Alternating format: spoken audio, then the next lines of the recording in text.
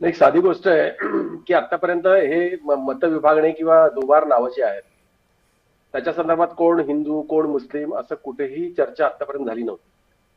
म्हणजे विरोधी पक्षांनी असेल किंवा अगदी राहुल गांधींनी असेल, देशभरामध्ये ही मोहीम जी सुरू झाली की दुबार मतदार, मग ते हिंदू असतील मुस्लिम असतील कोणत्याही धर्माचे जरी असले तर दुबार नावं येणं हा एक गुन्हा आहे. ती यायला नको पाहिजे होती.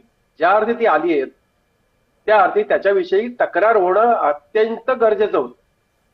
आणि ज्या पद्धतीने तक्रारी आतापर्यंत निवडणूक आयोगाकडे गेल्या, त्या तक्रारी गेल्यानंतर निवडणूक आयोगाने त्याच्याकडे जसं दुर्लक्ष केलं ते पाहिल्यानंतर कोण मतदार कुठे गेले याविषयीची वाच्यता, म्हणजे अगदी मलबार हिलला कल्याणवरून मतदार तिकडे गेले, त्यांनी पुन्हा 2 वेळा मतदान केलं याची आकडेवारी आणि त्याची काही पुरावे जे आहेत ते राज ठाकरेंनी मोर्चामध्ये जाहीररित्या दाखवले.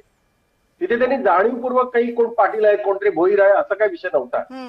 अगदी राहुल गांधींनी जे काही आतापर्यंतचे एव्हिडन्स दिले, म्हणजे काही गठ्ठेच्या गठ्ठे दिले, त्याच्यामध्ये कित्येक असे मुस्लिम आहेत की त्यांची पुन्हा पुन्हा नावं आलेली आहेत. त्यांनी असं कुठेही सांगितलं नाही की मुस्लिम आहेत हिंदू आहेत, असं नाहीये.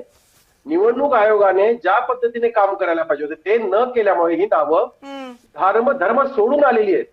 ज्यावेळेला धर्म सोडून आलेली नावं पुढे असतात त्यावेळेला तुम्ही कोणाची तरी नावं घेणार, कुठेतरी मुंबऱ्याचं नाव घेणार, कुठेतरी बांद्र्याचं नाव घेणार आणि तिथे कोणतरी मुस्लिम आहेत म्हणून त्यांची नावं तुम्ही का नाही घेतलेत असं म्हणणं काही सोयीचं नाही, म्हणजे संयुक्तिक नाहीये.